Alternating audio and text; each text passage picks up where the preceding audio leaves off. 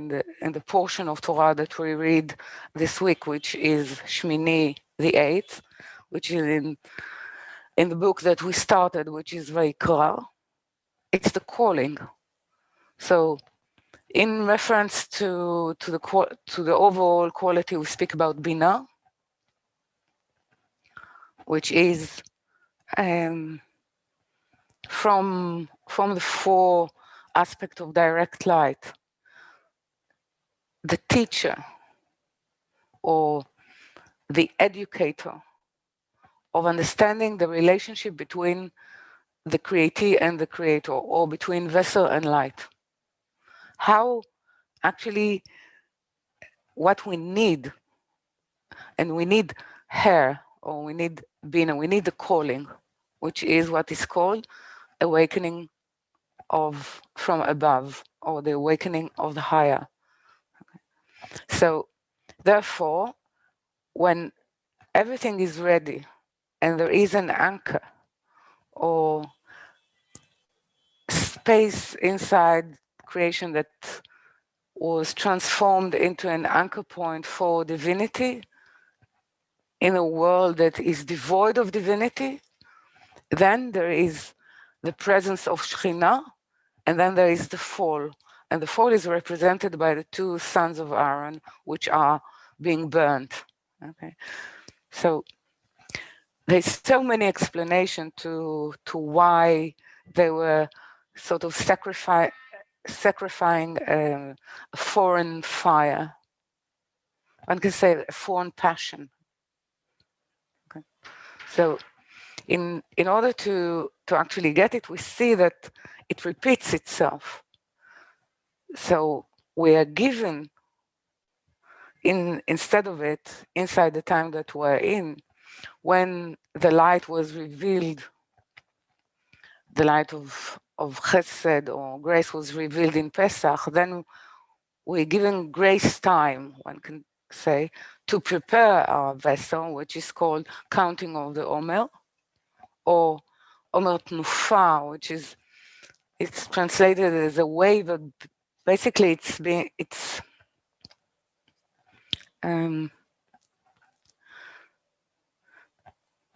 uplifting something with a force that gives it momentum. It's like you push something up yourself, part of yourself up, with a momentum of power that it will continue its movement. It's like in space when there is no one focal point of drawing power. If you start a movement of an object, it will continue to move infinitely.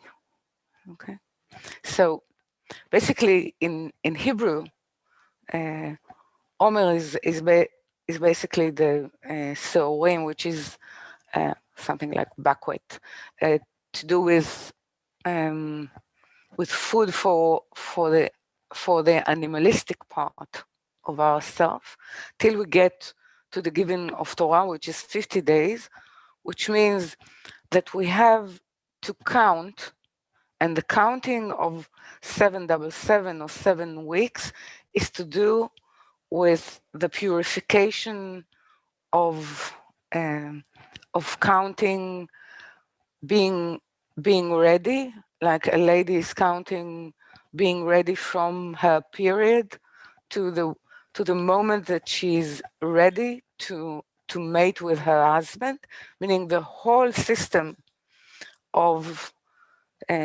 Israel as a bride, preparing herself to a wedding day or to mate with the power or the presence of the Creator. Okay, so we are in this time. We are actually today on the 15th day, which means that 7 days goes to the 7th Sefirot. I'll soon write it on a board, but we are coming into the middle, which is the unification of opposition.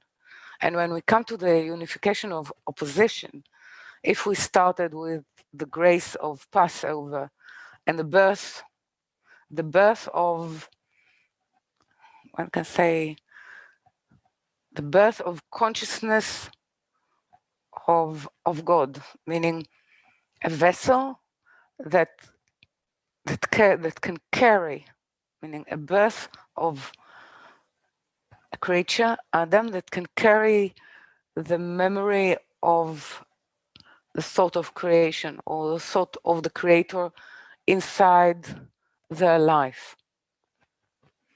And then it moves into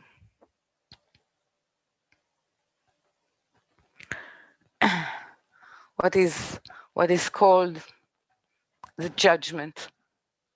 Now, which means that the other 7 days of the counting, the second week, is to do with valor or with judgment. So it has to do in history with many events. Some of them is the death of all the pupil of Rabbi Akiva, which died. I know usually it is said because they died in the plague, but actually from historical document, they died fighting the war of Bar Koziv, meaning a failed war of independence. But the point of it was the